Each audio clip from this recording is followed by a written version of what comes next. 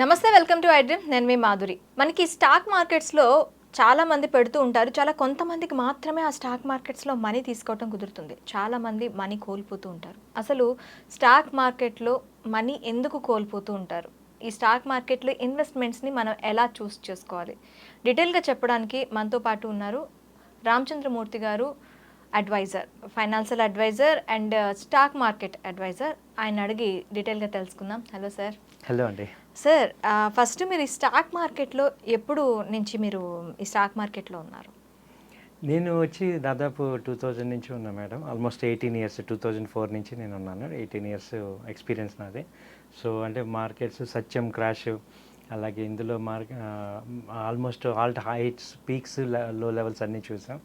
So ఆ తర్వాత ఏంటంటే నా ఓన్గా నేను టెక్నికల్ అనాలిసిస్ నేర్చుకున్నాను, అలాగే ఫండమెంటల్ అనాలిసిస్ నేర్చుకున్నాను. ఆ తర్వాత మోతిలాల్ ఓస్వాల్ ఓన్ ఫ్రాంచైజీ ఉంది. అలాగే చాలామందికి ఇప్పుడు నేను ట్రైనింగ్ ఇస్తున్నాం, అలాగే అడ్వైజరీ ఇస్తున్నాం. సో ఈ స్టాక్ మార్కెట్లో ఏంటంటే ఇక అప్ అండ్ డౌన్స్ అన్నీ చూసుకున్నాక అర్థమైంది ఏంటంటే అసలు ఎందుకు ఫెయిల్ అవుతుంటాం, అలా సక్సెస్ ప్రతిదానికి ఏంటంటే ఒక పద్ధతి ఉందన్నమాట.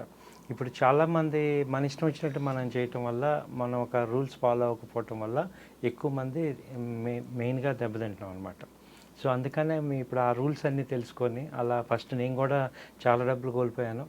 ఆ తర్వాత నేను రూల్స్ అన్నీ తెలుసుకున్నాను, చాలా బుక్స్ చదువుకొని. అప్పుడు మాకు ఆ టైంలో ఎవరు చెప్పేవాళ్ళు లేరు, ఓన్లీ రీడింగ్ బుక్స్ ఎక్కువ ఉండేది.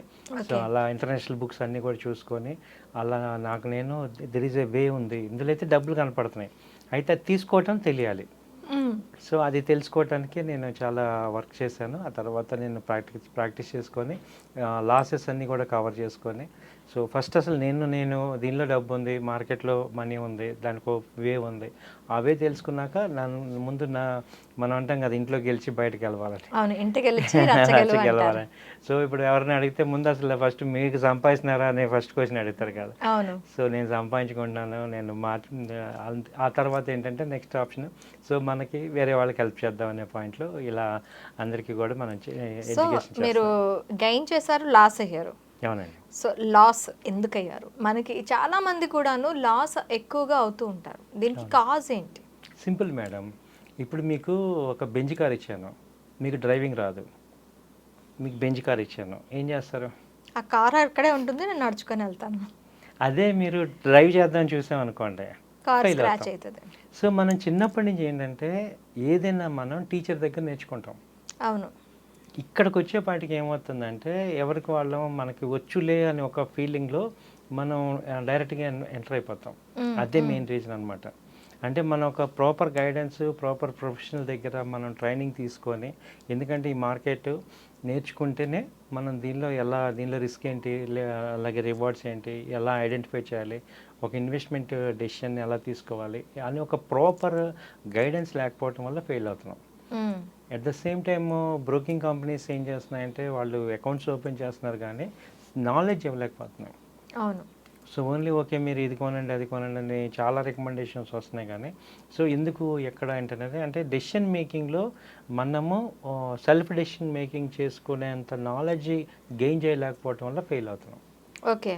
It is not our mistake. అంటే మనం ఈ ఫీల్డ్ని కరెక్ట్గా అర్థం చేసుకోలేకపోవటం వల్ల ఏదో ఈజీగా ఉంది, చాలా డబ్బులు పెట్టడమే కదా, కొనటమే కదా, ఇప్పుడు మంచి కంపెనీలే కదా అనుకుంటాం. కానీ మనం ఒక డెసిషన్ మేకింగ్, ఇది ఒక ఇన్వెస్ట్మెంటు, ఆ ఇన్వెస్ట్మెంట్లో రిస్క్ రివార్డ్ ఉంది, ఆ రిస్క్ ఎంతవరకు తీసుకోవాలి, రివార్డ్ ఎంతవరకు తీసుకోవాలి అని ఒక ప్రాపర్ వేలో వెళ్ళకపోవటం వల్ల ఫెయిల్ అవుతున్నాం అండి.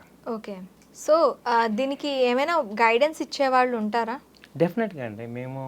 మేమందరం ఇవన్నీ ఫేస్ చేశాక ఇప్పుడు మేమే ఒక ట్రేడింగ్ అకాడమీని మేము స్టార్ట్ చేసాం, గానుపాటి ట్రేడింగ్ అకాడమీ అని. దీని ద్వారా అందరికీ కూడా ట్రైనింగ్ ఇస్తున్నాం, అలాగే అడ్వైజరీ సర్వీసెస్ ఇస్తాం. ఇలా మేము ఏంటంటే ఇప్పుడు ఒక అన్ప్రొఫెషనల్స్ నుంచి ప్రొఫెషనల్ అవుతాం. ఇప్పుడు డ్రైవింగ్ నేర్చుకొని చేసాం అనుకోండి, ఏ కార్ అయినా డ్రైవ్ చేయగలం. అవును. సింపుల్గా ఏంటంటే ఈ స్టాక్ మార్కెట్ని, ఇన్వెస్ట్మెంట్ని, డ్రైవింగ్ అలాగే కుకింగ్, ఈ మూడు ఒకటే అనమాట. ఓకే. డ్రైవింగ్ ఒకటి, స్టాక్ మార్కెట్లు ఒకటి, కుకింగ్, ఈ మూడు ఒకటే. అందులో మన ఇష్టం లేదు.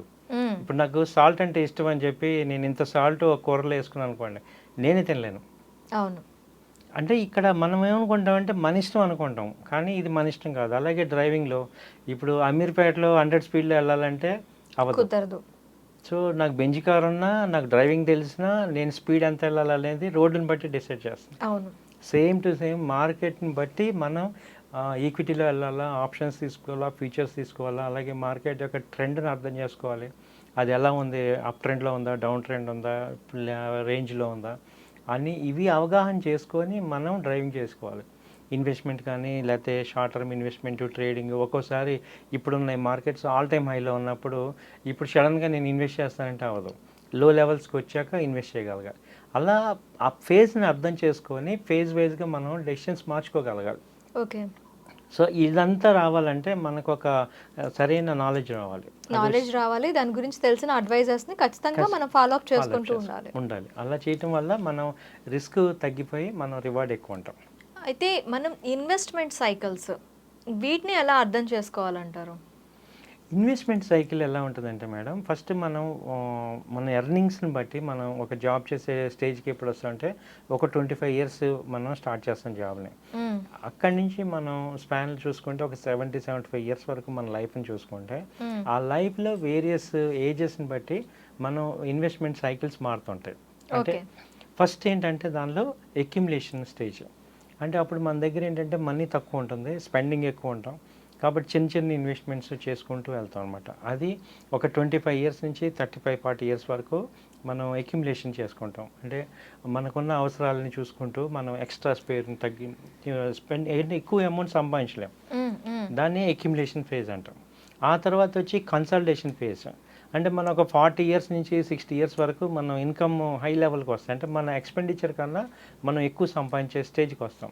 అప్పుడే మనం యాక్చువల్ అసెట్స్ అన్నీ కూడా మనం ఇల్లు కానీ లేకపోతే కార్ కానీ ఏదైనా కొన్ని స్టేజ్కి 35-40 నుంచి 60 వరకు ఆ రేంజ్లో మనం హైయెస్ట్ అమౌంట్ మనం గెయిన్ చేస్తాం. ఆ అమౌంట్స్ని మనం ఈ స్టాక్ మార్కెట్లో కన్సల్టేషన్ ఫేజ్లో ఇన్వెస్ట్ చేయాలి. అంటే వెల్త్ క్రియేషన్ చేసే stage. Okay. So wealth creation చేసే స్టేజ్లో ఏంటంటే దాన్ని కన్సల్టేషన్ అంటాం. అంటే మనం వెల్త్ అట్లీస్ట్ మల్టిప్లై అయ్యే ఫేజ్ అనమాట.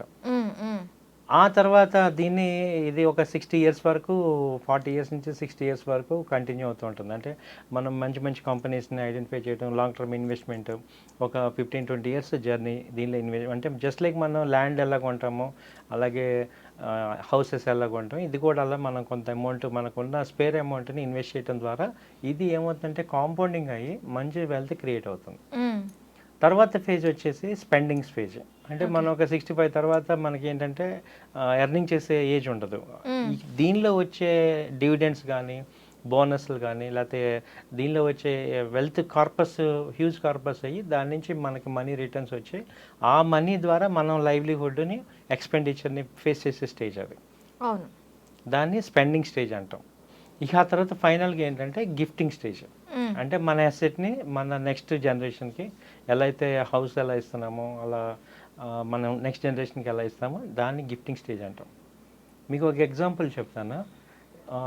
20 ఇయర్స్ బ్యాక్ నా లైఫ్ కెరీర్ స్టార్ట్ అయినప్పుడు నేను ఇన్ఫోసిస్ అనే కంపెనీలో మేము ఉన్నప్పుడు కొంతమంది ఇన్వెస్ట్ చేసిన అకౌంట్స్ ఉన్నాయి. వాళ్ళు ఆ టైంలోనే దాదాపు సంవత్సరానికి ఒక 3 lakhs డివిడెండ్గా వచ్చేవి. ఇన్ఫోసిస్ షేర్స్ మీద ఇన్వెస్ట్ చేసిన షేర్స్ మీద ఒక 3 lakhs డివిడెండ్స్ వచ్చాయి. వాళ్ళు యూఎస్లో ఉండేవాళ్ళు, ఇక్కడికి వచ్చి ఆ అమౌంట్ అంతా కూడా ఎంజాయ్ చేసి టూర్స్ అవి చేసుకొని వెళ్ళేవాళ్ళు. అంటే వాళ్ళు ఏంటంటే అక్యుములేషన్ స్టేజ్లో, కన్సల్టేషన్ స్టేజ్లో బాగా ఇన్వెస్ట్మెంట్ చేసుకోగలిగారు కాబట్టి స్పెండింగ్ స్టేజ్ ఎర్లీగా వచ్చింది. అంటే మనం ఇన్వెస్ట్ చేసిన అమౌంట్స్ మనకి రిటర్న్స్ వచ్చే స్టేజ్. సో ఇవాళ ఏంటంటే మేము చాలామందికి యంగ్స్టర్స్ కానీ 30-40 ఇయర్స్ ఉన్న వాళ్ళందరికీ ఏంటంటే ఇవాళ ల్యాండ్ కొనాలంటే చాలా హై రేట్లు ఉన్నాయి. అలాగే గోల్డ్ కూడా మనం ఎక్కువ ఆర్నమెంట్స్ ఉంటాం కానీ దాన్ని ఇన్వెస్ట్మెంట్ కింద మనం హోల్డ్ చేయలేం. అంటే లిక్విడ్గా ఫిజికల్ గోల్డ్ని ఎంతో మెయింటైన్ చేయలేం. అదంతా థెఫ్ట్, ఇదంతా ప్రాబ్లం ఉంది. అవును. సో ఇప్పుడు ఏంటంటే ఉన్న ఆల్టర్నేట్ చూసుకుంటే ఈ అసెట్ క్లాసెస్లో ఈక్విటీ అసెట్ మంచి రిజల్ట్ ఇచ్చే అసెట్ క్లాస్ అనమాట. దానివల్ల మనందరం కూడా ఒక్కసారి అంటే రెండోది ఏంటంటే ఇండియాని తీసుకుంటే ఇవాళ టాప్ 5 నుంచి వరల్డ్లో టాప్ 3కి వెళ్ళే నెక్స్ట్ 3-4 ఇయర్స్లో వెళ్తుంది. So it is a golden time for everyone. అంటే ఇప్పుడు ఎకానమీ చూసుకున్న తర్వాత బయట కంట్రీస్లో ఎక్కడ ప్రతి చోట అన్సర్టనిటీ ఉంది. అంత యుద్ధాలు, అంత గందరగోళం, అన్ఎంప్లాయ్మెంట్ రేటు హైలో ఉండి రకరకాల టెన్షన్లో ఉన్నారు. ఓన్లీ ఇండియానే పీస్ఫుల్గా మంచి కన్సల్టేట్గా మంచి గ్రో ఇస్తుంది. జీడిపి 7 రేంజ్లో వెళ్తుంది. కాబట్టి ఏంటంటే ఈ టైంలో మనం ఇన్వెస్ట్మెంట్ చేసుకోవటం వల్ల నెక్స్ట్ 4-5 ఇయర్స్లో మంచి ఎర్నింగ్స్, మంచి రిటర్న్స్ అనేవి వస్తాయి. ఈ టైంలో ఇన్వెస్ట్మెంట్ అనేది ఇంపార్టెంట్, చాలా ఇంపార్టెంట్. మీకు ఫ్రీ అమౌంట్ ఏదున్నా కానీ, ఎంత అమౌంట్ ఫ్రీ అమౌంట్ అంటే అప్పులు చేసి మనం తేకూడదు. మనకున్న అమౌంట్లో ఫ్రీ అమౌంట్ మీరు ఇన్వెస్ట్ చేసుకోవడం ద్వారా మంచి రిటర్న్స్ని, మంచి హ్యూజ్ వెల్త్ని క్రియేట్ అవుతుందండి. ఓకే. అయితే కొంతమంది ట్రేడింగ్ అని చేస్తూ ఉంటారండి. ఆ ట్రేడింగ్లో కూడా మనకు స్టాక్స్ లాగే ఒక్కోసారి వస్తూ ఉంటాయి, ఒక్కొక్కసారి పోతూ ఉంటాయి. సో ఈ ట్రేడింగ్ గుడ్డా బ్యాడా? ఈ ట్రేడింగ్ చేయడం వల్ల మనకి లాభమా నష్టమా? ట్రేడింగ్ గుడ్డే మేడం, ట్రేడింగ్ బ్యాడ్ కాదు. బట్ నాలెడ్జ్ లేకుండా ట్రేడింగ్ చేయడం బ్యాడ్. ఓకే.